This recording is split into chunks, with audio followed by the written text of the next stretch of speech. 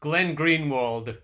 I continue to find it genuinely bizarre that wealthy and well-connected media pundits and DC operatives log onto Twitter or go on cable news on a daily basis to scream at young, debt-ridden, working-class and or lower-income people that they are privileged for not cheering Biden. The privileged pundits that we're going to poke today don't give a shit about actual working people. They'd probably be happier if the working people just stayed home and didn't vote at all. They know that older voters are the ones they have to persuade. They know that older voters are the ones they have to scare into voting against Donald Trump. They don't actually care, though, if Donald Trump loses. What they really care about is keeping their gig flow going. But the latest trick up their sleeve is using vote shaming to shame the comfortable voters who typically vote in primary elections. They're trying to say that anyone who won't vote Biden against Donald Trump is privileged. What a crock of shit. For one thing, they're totally privileged.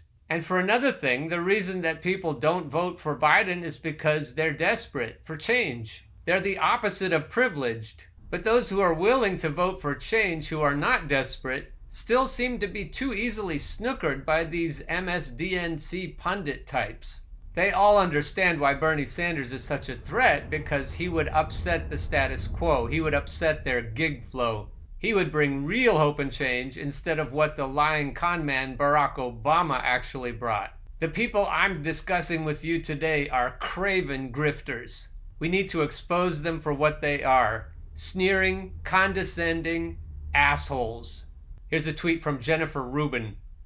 It is not worthwhile to court Sanders or his rabid allies. Indeed, it is far better to ignore them, clearly position Biden in the center left, like you're going to position him. You go ahead, Jennifer. You just position that empty husk of a politician wherever you want him, in the center left, which really means right wing as you can get. Be free to construct a cohesive administration and help clear the decks for a new group of responsible progressives. Responsible like you, right, Jennifer? Meaning you know how to suck up to power and you'll do whatever the powerful want you to do. Neera understands the comfy Democrat. As I've said, the big challenge for Sanders has been that Dems want to unite to fight Trump. But as he's behind, his only option is to attack Biden, which makes Dem voters want to end this faster. It's a bind that it's hard to see how he gets out of. Well, you got that right. The powerful have bound him, and you are their sock puppet. The only way to show people the truth about what's going on is to attack Biden and Obama and Bill Clinton, none of which give a fuck about working class people. That's what privilege means. But the point we should be making and the message we should be sharing is from Barack Obama is a Harvey Weinstein Democrat. Congratulations to all those who are privileged enough to endorse a return to normalcy, where 68,000 Americans die each year due to lack of health care, 1 in 4 children live in poverty, and life expectancy continues to drop. The only two plausible reasons to vote for Joe Biden are fear and privilege. Black and brown people who would otherwise have voted for Bernie Sanders have been scared into voting for Joe Biden. The older black moms in the South whose preachers told them to vote for Joe Biden because he could defeat Donald Trump. They're genuinely afraid of Donald Trump. And I'm not here to berate them for that. I'm not black. I don't know what it feels like when the police pull me over for no reason. I'm not nagging or blaming anybody on that front. I don't know what it feels like to be you. But I do know we're not going to solve the problems of systemic racism until we figure out a way to bomb the status quo into oblivion. The system needs to be dismantled. Glenn Greenwald says, non-voters are not privileged. They are disproportionately lower income, non-white, and dissatisfied with the two parties. Not even 24 hours have elapsed since Bernie Sanders announced that he was suspending his presidential run, and already a shaming campaign has been launched against those who are contemplating abstaining from voting due to dissatisfaction with the two major party candidates. The premise invoked for this tactic is that only those who are sufficiently privileged have the luxury of choosing not to vote, meaning that non-voters are rich and white and thus largely immune from the harmful consequences of a Trump presidency, which largely falls on the backs of poorer and non-white Americans. This tactic rests on a caricature. It is designed to suggest that the only people who make a deliberate and conscious choice not to vote due to dissatisfaction are white trust fund leftists whose wealth, status, and privilege immunize them from the consequences of abstention. By contrast, this "you must vote" campaign insists those who lack such luxuries, poorer voters and racial minorities, understand that voting is imperative. This assertion about the identity and motives of non-voters is critical not only to try to bully and coerce people into voting by associating non-voting with rich white privilege, but also to suppress any recognition of how widespread the dissatisfaction is for both parties and the political system generally among poor and non-white citizens. As Mehdi Hasan said in his Twitter debate with Kyle Kulinski, you can oppose both Trump and Biden. I do. But one of them will end up president. Who would you prefer that to be? Simple question. Biden or Trump? Me, AOC, Bernie, Chomsky, Cornel West all say Biden. What say you? Biden or Trump? There's no option C, sadly. So if you're on the left and have more of a shot at getting at least some of what you want from a Biden admin, what's the holdup? Well, allow me to explain as best I can, and you may or may not agree, but at least you can understand the thinking a little bit better. Look, the biggest innovation of the modern Clintonite Democratic Party hasn't been any particular policy idea or value or principle or method of organizing. No, the real groundbreaking innovation, which was pioneered by Bill Clinton, was screwing over and humiliating the left, preferably in as public a fashion as possible. If you wonder why so many very serious people in DC pride themselves on telling hard truths to the left, this is where that entire ethos comes from. The idea of screwing over your own base was called counterscheduling during the Clinton years, with perhaps the most famous example being Clinton's so-called Sister Soldier moment. But really, counterscheduling was the most consistent value and through line of Clinton's time in office. As the great Thomas Frank explained in the great book, Listen Liberal, during the 1992 race, as though to compensate for his Fred the Little Guy economic theme, Clinton would confront and deliberately antagonize certain elements of the Democratic Party's traditional base in order to assure voters that interest groups would have no say in a new Democrat White House. As for those interest groups themselves, he knew he could insult them with impunity. They had nowhere else to go in the cherished logic of Democratic centrism. And in fact, it's hard to think of major Clinton initiatives which were not counter-scheduling. NAFTA, ending welfare as we know it, dropping the capital gains rates, tough on crime crap, all of it designed to show that he was willing to tell core interest groups like labor unions and racial justice activists and the like to go to hell. And you know what? While morally, it was pretty repugnant and has over decades turned the Democratic Party into a principle-free heap that accomplishes little and routinely loses winnable elections, in a lot of ways it was a smart short-term strategy. Certainly worked well enough to get Clinton reelected, because in the end, what other choice did the left have but to suck it up and vote for Bill? The alternative was just too bad. And after years in the political wilderness, DC embraced the screw the left approach to politics as the way that serious-minded people go about the business of winning. Oh, and it didn't hurt that all the moneyed interests that increasingly run this town and fund campaigns absolutely loved the approach. After all, what's not to love? Now financial elites have two parties fighting to do their bidding. And while Obama was stylistically different, he too believed in a counter-scheduling approach to politics. You don't bring in Rahm Emanuel as chief of staff, reject even a public option, and routinely fight for a grand bargain to cut Social Security if you're interested in exciting the left. And of course, one of Obama's favorite pastimes was lecturing black folks about respectability, famously telling a mostly black audience to stop feeding their children cold Popeyes for breakfast. That's to say nothing of his embrace of drones and surveillance, of course. Counterscheduling is the core value of the Democratic Party establishment, and it is the core tenet of Joe Biden's political philosophy. Here's Caitlin Johnstone. Never Biden isn't privileged. Supporting the status quo is. Privileged is the word of the day, with liberal narrative managers using their massive platforms to shame and berate anyone who says they're not going to vote for presumptive Democratic presidential nominee Joe Biden in November. MSNBC's Joy Reid recently made headlines by teaming up with Al Jazeera's Mehdi Hasan to dogpile progressive commentator Kyle Kulinski on Twitter for saying he refused to support Biden and was fine with Democrats blaming him for a Trump re-election. We talked about that a couple of days ago. What this kind of thing says to me is that these are not left-wing voters. They are privileged white voters who demand to be bowed down to. No different than Trump's voters want those who are not white and Christian to take the knee for them like in the good old days, Reid tweeted Monday evening. That is just evil. These are voters whose primary concern is that everyone else kneel. That's it, kneel. Or they threaten the rest of us with the endless torment of Trumpism, caged children, viral death, poverty, want, voter suppression, Muslim bans. Of course, none of this harms or impacts them. Well, here is reality, Reid continued. No one is going to kneel. Those who get the danger of Trumpism are going to vote and find enough fellow voters committed to doing the right thing. The danger to living, breathing people is real. Most don't have the luxury to pout over their preferred candidate. We already shared the Glenn Greenwald tweet. I continue to find it genuinely bizarre that wealthy and well-connected media pundits and DC operatives log onto Twitter or go on cable news on a daily basis to scream at young, debt-ridden, working-class and/or lower-income people that they are privileged for not cheering Biden.